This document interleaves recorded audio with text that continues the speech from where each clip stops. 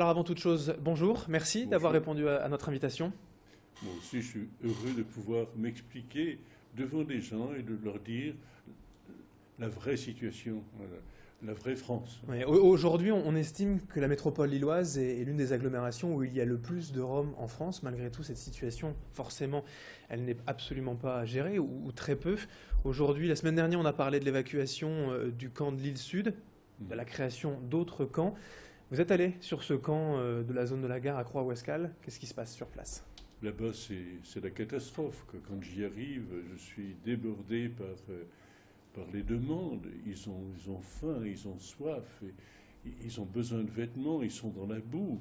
Moi, j'essaye d'y pénétrer, mais je fais très attention parce que je n'ai qu'une jambe, puisque je suis amputé d'une jambe, je risque de tomber aussi. Mais je trouve que c'est absolument déplorable. De toute façon, c'est pas normal, c'était pas prévu. Il y avait une circulaire qui n'est même pas respectée. À quoi ça sert une circulaire? Pourquoi écrire si on ne respecte pas ce qui a été écrit? Le camp de l'île Sud, malgré tout, il avait ses avantages. Il était quand même, au niveau sanitaire, plus sain Absolument. que celui d'aujourd'hui. Absolument, il y avait possibilité, il y avait du goudron, il y avait des endroits où on pouvait passer. Là, c'est pas possible, c'est impensable. Je dis que c'est indigne d'être humain. Ceux qui l'ont décidé, je me demande s'ils sont des humains. Et puis les autres, ben il faut.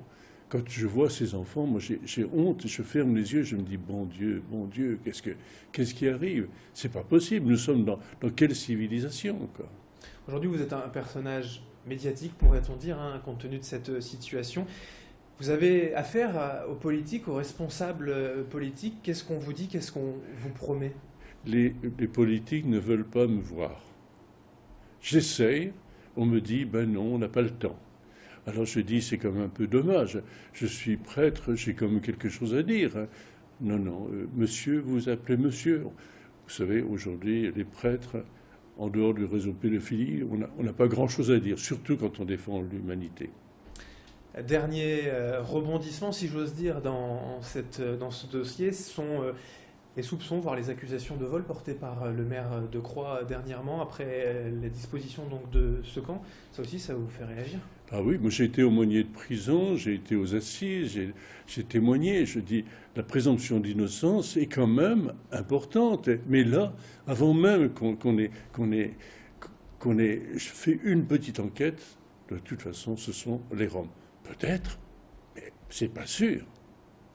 Ça vous dérange finalement qu'il y ait toujours un amalgame de faits sur les mêmes... Absolument. Je pense que de toute façon, ils n'ont droit à rien. Ils n'ont pas le droit de manger, ils n'ont pas le droit de travailler, ils n'ont pas le droit de boire, ils n'ont pas le droit de faire leurs besoins essentiels, ils n'ont droit que de respirer et de prier.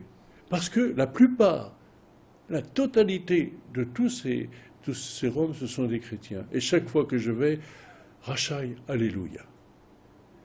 Ils se disent le matin, la police n'est pas venue, Alléluia. Le soir, elle n'est pas encore venue, Alléluia. Ils vivent toujours, il y a deux mots qu'ils savent, problème et police. C'est les seules choses qu'ils aient appris dans notre pays de liberté. Problème et police. Et le mot solution?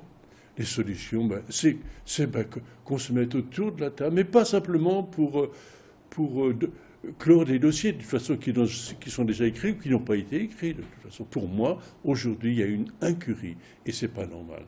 Aujourd'hui, il faudrait qu'on puisse se mettre autour de la table. Moi, quand il y a eu l'expulsion... Et se mettre autour de la table, c'est au niveau local, national, international, avec même l'Europe pour gérer les frontières? Local. Il faut commencer par les lieux, là où habitent les gens. Ça me paraît évident. Et puis, les entendre et voir qu'effectivement, ce ne sont pas des voleurs. Il y en a. Moi aussi, je suis voleur. Aujourd'hui, ils font la manche. Mais ils n'ont plus le droit de le faire. Mais je le fais à la place. Aujourd'hui, je vous dis à vous qui me regardez, si peut-être vous me regardez, aidez-moi. Mais alors quand vous parlez de solution et donc de se mettre autour de la table, c'est d'améliorer l'accueil des Roms, quitte à prendre le risque d'avoir un camp comme à Sangatte qui ne soit pas la solution non plus. Non, mais regardez, je vous prends un exemple. Sur Valenciennes, il y avait une dizaine de familles qui ont été accueillies. Et là, j'ai dit, chapeau, la ville a fait le nécessaire et la région a fait le nécessaire. Ils ont été accueillis pendant un mois, le mois de juillet. Mois de juillet terminé. Où allait-il aller?